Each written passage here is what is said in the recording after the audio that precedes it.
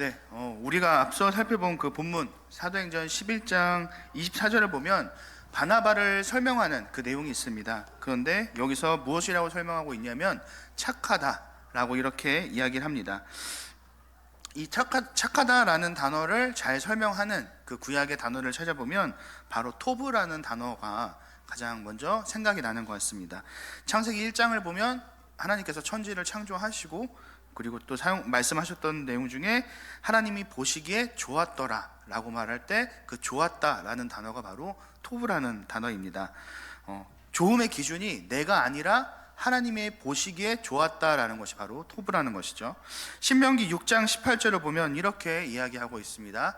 여호와께서 보시기에 정직하고 선량한 일을 행하라. 그리하면 내가 복을 받고 그 땅에 들어가서 여호와께서 모든 대적을 내 앞에서 쫓아내시겠다고 내 조상에게 맹세하신 아름다운 땅을 차지하리니 여호와의 말씀과 같으니라 라고 얘기합니다. 사람들이 보기에 아니면 내 생각하기에 정직하고 선한 일을 하는 것이 아니라 바로 하나님이 보시기에 정직하고 선한 일을 우리가 해야 한다라고 이야기하는 것이죠. 그것이 바로 성경에서 말하는 착함이라는 의미입니다. 이와 같이 착한 사람이라고 불렸던 그 바나바 역시 성경에는 그렇게 기록되어 있지 않지만 우리가 추측할 수 있는 것은 하나님이 보시기에 선한 모습을 가졌던 사람이었겠구나 라는 것을 우리가 알 수 있는 것이죠. 그렇다면 성경에서 착한 사람이라고 이야기하는 바나바는 어떠한 삶을 살았는지 우리가 성경을 통해서 살펴보는 시간을 가졌으면 좋겠습니다. 첫 번째로 바나바는 다른 사람의 어려움을 지나치지 않는 그러한 모습을 보였던 사람입니다. 바나바는 사도행전 4장을 보면 처음 등장을 합니다. 초대교회 당시의 사도들은 예수님의 부활에 대해서 이렇게 전하는 모습을 보였습니다. 그러자 이 복음이 전해지자 은혜 받은 사람들이 이제 교회에 몰려들기 시작하는데 이제 그 사람들이 보였던 동일한 모습이 무엇이었냐면 자신의 소유를 가지고 교회에 와서 가난한 자들과 함께 나누는 모습이 바로 초대교회에 나타났던 그런 모습이었습니다. 이때 바나바 역시 자신이 가지고 있었던 밭을 파는 모습이 성경에 기록되어 있습니다.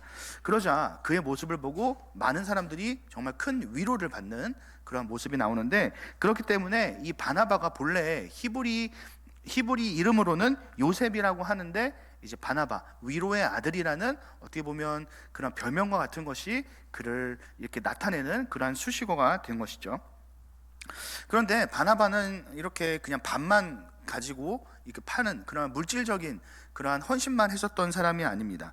우리가 잘 아는 그 사도 바울 역시 바나바에게 큰 도움을 받았던 사람이라는 것을 우리는 기억해야 합니다. 바울 같은 경우에는 다메섹 도상에서 예수 그리스도를 만난 이후에 회심을 하게 되었습니다. 그런데 많은 사람들은 이제 회심한 바울에 대해서 의심을 하기 시작합니다. 그리스도인을 죽이는 데 앞장섰던 사람이 갑자기 하루아침에 그리스도를 전하는 모습이 그들의 생각으로는 이해가 되지 않았던 것이죠. 그렇기 때문에 어쩌면 그가 연기를 하고 있을지도 모른다. 그리스도인의 그 공동체에 들어가서 모든 사람들을 말살하기 위해서 거짓말하는 것일 수도 있다, 이렇게 사람들이 의심을 했었던 것이죠. 그래서 회심한 바울은 사실은 맨 처음에는 그리스도인의 공동체에 제대로 들어갈 수 없었습니다. 이때 바울을 사도들에게 데려간 사람이 바로 바나바였습니다. 그리고 이를 통해서 바울의 그 예루살렘 사역이 시작되었다라는 것을 우리는 성경을 통해 볼 수 있습니다. 사도행전 9장 28절과 29절을 제가 읽겠습니다. 사울이 제자들과 함께 있어 예루살렘에 출입하며 또 주 예수의 이름으로 담대히 말하고 헬라파 유대인과 함께 말하며 변론하니라고 합니다. 다시 말하면 바울이 유능한 사역자로서 활동할 수 있게 된 것은 바나바라는 사람이 적극적으로 바울을 변호하고 설명했었기 때문에 그가 이렇게 사역자로 활동을 할 수 있었던 것이죠. 그 이후에 이제 바나바는 사도행전 11장에 등장을 합니다. 이때는 안디옥의 복음이 처음 전해졌던 그런 시기였고 많은 수의 회심자들이 나오게 되는 그러한 현상이 나타나게 되었습니다. 그 지역의 책임자로 있었던 그 바나바는 바울을 기억하고 있었습니다. 그래서 바나바는 당시에 바울이 거주하고 있었던 그 바울의 그 고향인 그 다소 지역에 가서 바울을 이제 그 교육자로 이렇게 목회자로 이렇게 모셔오기 위해서 또 노력을 했었던 것이죠. 바울은 우리가 생각할 때는 바로 사역을 했었던 것 같지만 사실은 아까 우리가 살펴봤던 그 사도행전의 그 모습, 그 9장의 모습과 사도행전 11장 사이에는 약 10년이라는 시간이 있습니다. 그래서 바울이 이제 선교 여행을 떠나기 전에 어떻게 보면 이제 바나바에게 픽업이 되기 전에 이렇게 부름을 받기 전에 10년이라는 공백 동안에 바울은 자신의 고향에 가서 그 다소란 지역에 가서 그냥 이름 없이 이렇게 지역에 봉사하는 그러한 선교사로 어떻게 보면 지내고 있었던 그런 시간이었던 거죠. 바나바는 사람을 보내어서 바울을 데려온 것이 아니라 자신이 직접 그를 만나러 갔습니다. 그리고 바울을 설득해서 이제 안디옥의 사역자로 초빙을 하게 되었던 것이죠. 그 이후에 1년 동안 바울과 바나바는 그 안디옥 성도들을 함께 가르치는 모습을 볼 수 있게 됩니다. 사도행전 11장 25절과 26절입니다. 바나바가 사울을 찾으러 다소에 가서 만남에 안디옥에 데리고 와서 둘이 교회에 1년간 모여 있어 큰 무리를 가르쳤고 제자들이 안디옥에서 비로소 그리스도인이라 일컬음을 받게 되었더라라고 이야기를 하죠. 함께 동역을 했었던 그 바나바와 바울은 한 마음으로서 안디옥의 부흥과 그리고 또 그들의 영적인 성장을 읽어낼 수 있었던 것입니다. 회심을 했지만 어떻게 보면 사람들에게 소외를 받았던 그 바울을 사람들 앞에 서게 했었던 것이 바로 바나바라는 사람이 도움이 있었기 때문이라는 것이죠. 이러한 모습을 통해서 바나바라는 사람은 내 이웃을 사랑하는 마음을 가진 사람이라는 것을 알 수 있고 또 사람의 어려움을 외면하지 않는 그러한 공감할 줄 아는 그러한 사람이었다라는 것을 우리는 알 수 있는 것입니다. 두 번째로 바나바는 사람을 버리거나 포기하지 않는 그러한 사람이었습니다. 선한 사람 바나바니까 우리의 생각에는 굉장히 성격이 유하고 온순한 것처럼 느껴지는데 성경을 보면 바울과 2차 전도 여행을 가기 전에 크게 다투었다라고 성경에서는 이야기합니다. 그 이유는 무엇이냐면 바나바는 자신의 조카인 마가를 선도 여행에 데리고 가고자 하였지만 바울은 1차 전도 여행 중에서 확실치 않은 이유로 그 전도 팀을 무단 이탈했었던 그 마가를 또 데려가는 것은 하면 안 된다 이렇게 반대를 했었기 때문에 크게 싸우게 되었던 것이죠. 어떻게 보면 바울이 이야기하는 것이 굉장히 어떻게 보면 논리적이고 이성적일 수 있습니다. 왜냐하면 정말 열심히 있는 사람들끼리만 모여도 힘든 것이 바로 그 선교 현장인데 선교 현장을 갔다가 도중에 이탈한 사람을 보면 그 사람을 봤을 때 얼마나 함께 했었던 사람이 낙심이 되겠습니까? 그러니까 애초에 저렇게 마음이 연약한 사람은 데리고 가지 않는 것이 우리에게 더 유익하다. 나중에 저 사람 데리고 가면 우리에게 있어서 짐이 될 뿐이다 라고 이렇게 그는 생각을 했었던 것이죠. 어떻게 보면 마가에 대해서 그는 책임감도 없고 사명감도 없는 그러한 사람이다. 그러니 이 사람은 절대로 우리 선교팀에 합류시킬 수 없다 이렇게 단호하게 바울은 얘기했었던 거죠. 그런데 바나바는 끝까지 마가를 포기하지 않았습니다. 그리고 마가를 선교팀에 데려가고자 했었고 결국에는 이제 선교팀에 데려가고자 하는 입장을 포기하지 않았습니다. 어떻게 보면 바나바의 입장을 생각해 보면 조금은 마가가 부족하지만 그 사람에게 다시 한번 우리가 기회를 주어야 되지 않을까. 마가가 앞으로 우리에게 분명히 유익한 사람으로 성장해 갈 수 있고 좋은 동역자가 될 수 있기 때문에 그를 다시 한번 믿어주자. 이렇게 바나바는 아마 마가에 대해서 생각을 했던 것 같습니다. 그래서 바나바와 바울의 입장 차이가 너무 컸기 때문에 2차 선교 여행 때 선교팀을 두 개로 갈라지게 되는 것을 우리가 볼 수 있죠. 사도행전 15장 39절입니다. 서로 심히 다투어 피차 갈라서니 라고 얘기를 합니다. 바나바는 그래서 마가와 함께 구브로로 가게 되고 바울은 실라와 함께 2차 선교 여행을 떠나게 됩니다. 이 둘의 다툼은 근데 여기서 끝난 것이 아니라 후에 다시 해소가 되는 것을 우리가 성경을 통해서 볼 수 있게 됩니다. 그 근거로 바울이 맨 처음에 생각했었던 그 마가에 대한 인식이 후반기로 갈수록 점점 변해가는 것을 우리가 서신서를 통해 알 수 있기 때문이죠. 자, 2차 전도 여행을 떠나기 전에 2차 전도 여행을 가기 전에 바울이 생각하는 그 마가에 대한 이미지입니다. 사도행전 15장 38절입니다.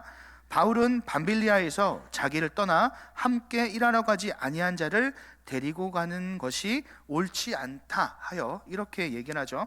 다시 말하면 바울이 생각하는 마가는 누구냐면 자기들을 떠나서 함께 일하지 않은 자가 되는 것이죠. 그런데 이 바울이 시간이 흘러서 이제 1차 로마 감옥에 이제 투옥이 되는데 그 내용이 이제 기록된 곳이 바로 골로새서입니다. 골로새서 4장 10절에서 11절을 제가 읽겠습니다. 나와 함께 갇힌 아리스다고와 바나바의 생질 마가와 이 마가에 대하여 너희가 명을 받았음에 그가 이르거든 영접하라. 유스도라 하는 예수도 너희를 문안하였느니라. 그들은 할레파이나 이들만은 하나님 나라를 위하여 함께 역사하는 자들이니 이런 사람들이 나의 위로가 되었느니라 라고 이야기를 합니다. 다시 말하면 마가에 대해서 이제는 바울이 인식을 바꿨는데 너희들이 영접해야 되는 사람이 바로 마가다. 하나님의 나라를 위해서 함께 나와 역사를 이루었던 자가, 그리고 또 나의 위로가 되었던 자가 마가다라고 이렇게 인식이 바뀌는 것을 볼 수 있죠. 그리고 또 빌레몬서 1장 24절을 보면 또한 나의 동역자 마가, 아리스다고, 데마, 누가가 문안하느니라 라고 얘기를 하면서 이제는 마가를 자신의 동역자로 인정하는 모습을 또 볼 수 있습니다. 2차 로마 투옥 이후에 또 달라지는 바울의 또 인식이 있는데 디모데후서 4장 11절입니다. 누가만 나와 함께 있느니라. 내가 올 때에 마가를 데리고 오라. 그가 나의 일에 유익하니라 라고 얘기를 합니다. 다시 말하면 이제 나의 사역에 있어서 유익한 자가 이제 마가가 되었다라는 거죠. 결국 바나바의 그 말처럼 마가는 결국에는 바나바의 동역자가 되었고 바나바의 유익한 자, 그리고 또 바나바를 위로하는 자가 될 수 있었던 것입니다. 만약에 바나바가 없었다라고 한다면 마가는 아마 지난 한 번의 실패로 인해서 다시는 회복하지 못하는 모습을 보였을 수도 있습니다. 하지만 바나바는 자신의 그 이름처럼, 그 위로의 아들이라는 그 이름처럼 실패한 자들에게 위로를 해주고 다시 일어설 수 있게 하는 그러한 모습을 보였던 사람이었던 것입니다.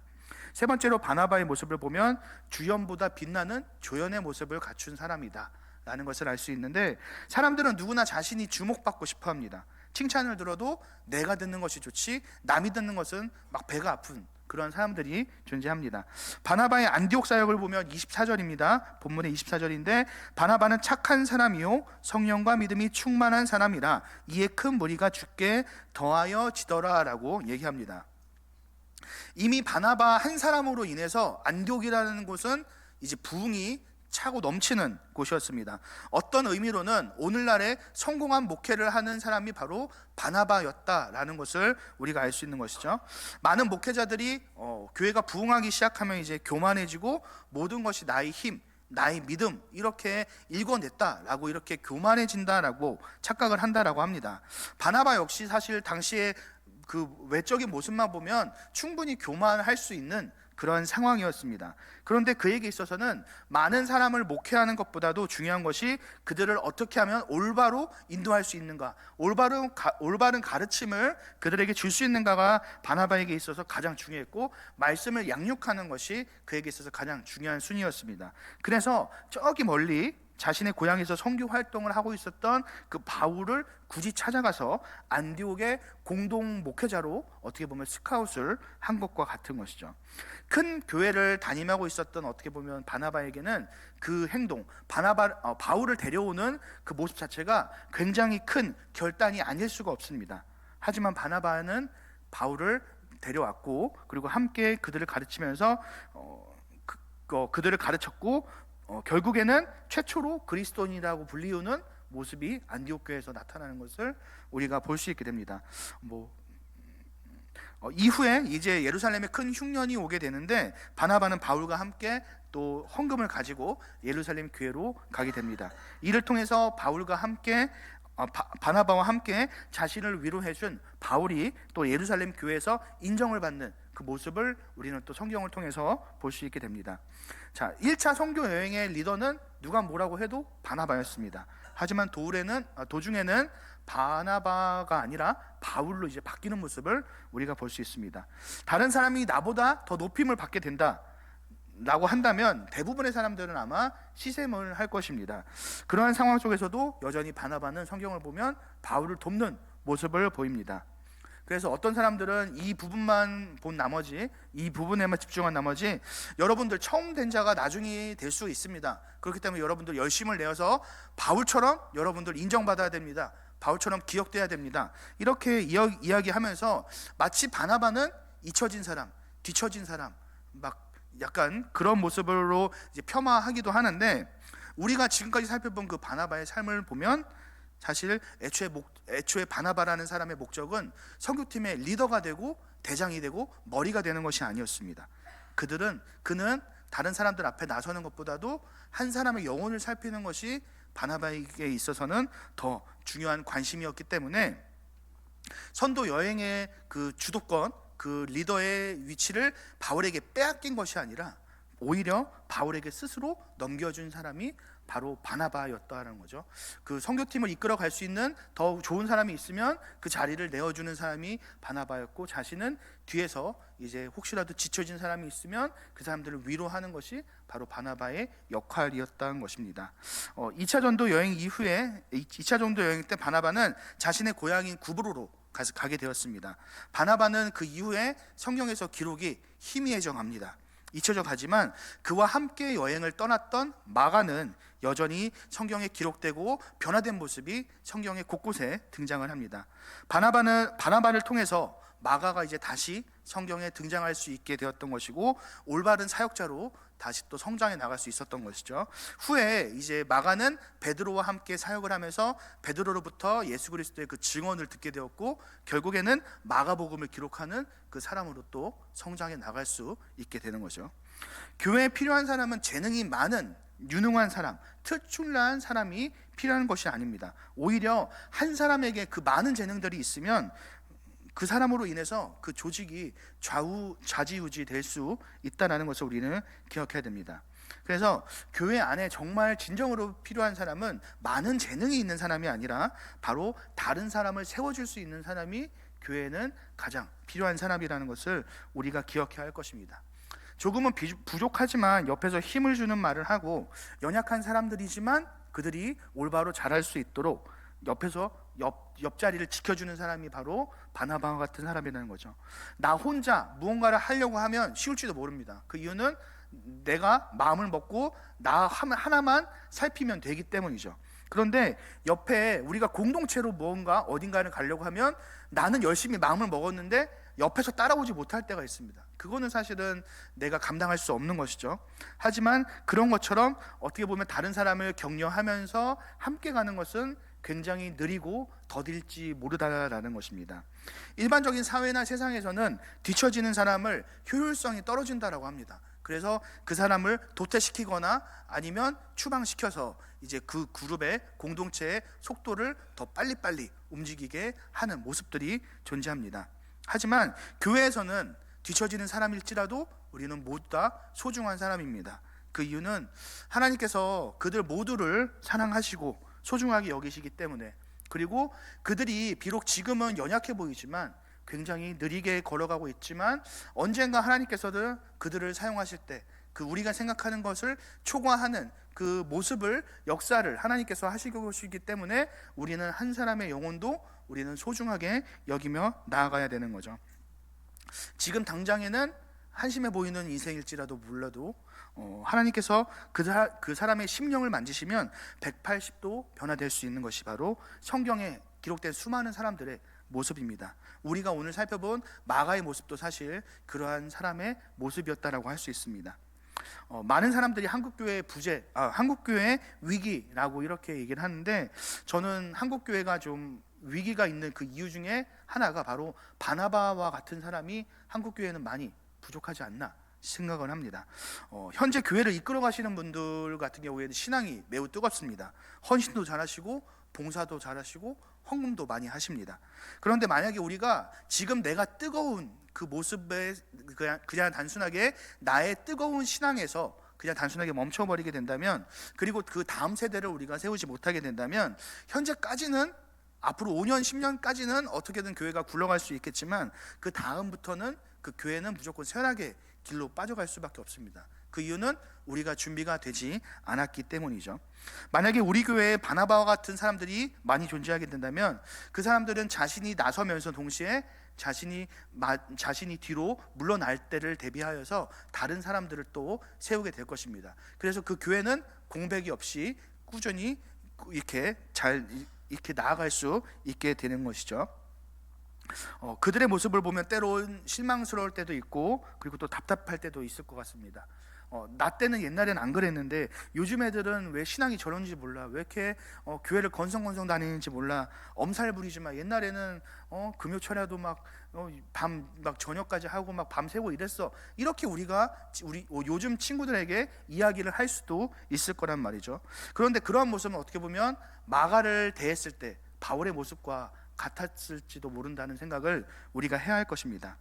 하지만 그럼에도 불구하고 그들이 볼 때는 분명히 연약하지만, 많이 모자라 보이지만, 우리가 그들을 끊임없이 격려하고 그들에게 위로해주고 힘을 줄 때 그들은 포기하지 않고 자라나게 될 것이고, 그들을 만지시는 하나님께서 언젠가는 그들을 바로 세우시고 우리가 기대하는 것 이상으로 그들을 사용하실 거라는 것을 우리는 기억해야 할 것입니다. 오늘 말씀을 마무리하겠습니다. 우리가 오늘 살펴본 착한 사람 바나바는 겸손하고 나보다도 다른 사람을 높이는 사람이었습니다. 그 결과로 실패했었던 수많은 사람들이 그를 통해 세움을 입었고, 그리고 하나님의 도구로서 다시 또 사용되는 모습, 그 사용의 시작을 하나님의 도구로 사용되는 그 출발을 바나바로부터 시작되었음을 우리가 보게 됩니다.